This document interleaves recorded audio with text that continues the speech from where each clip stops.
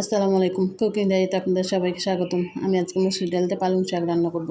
আমি পালং শাকটাকে কেটে পরিষ্কার করে ধুয়ে নিয়েছি। এটা প্রেসার কুকারে দিয়ে দিলাম। এরপর আমি এখানে ডাল দিয়ে দিলাম।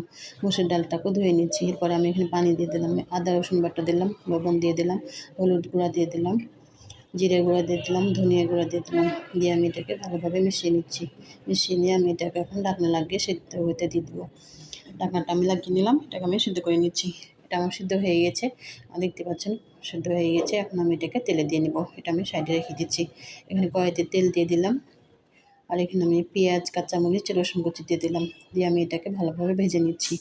আমার ডাল রান্নাটা যদি আপনাদের ভালো লাগে তাহলে বাসায় ট্রাই করতে পারেন। পেঁয়াজটা আমার ভাজা হয়ে গেছে, আমি এখানে ডালটা দিয়ে দিলাম। দিয়ে আমি ডালের সাথে ভালোভাবে মিশিয়ে নিচ্ছি।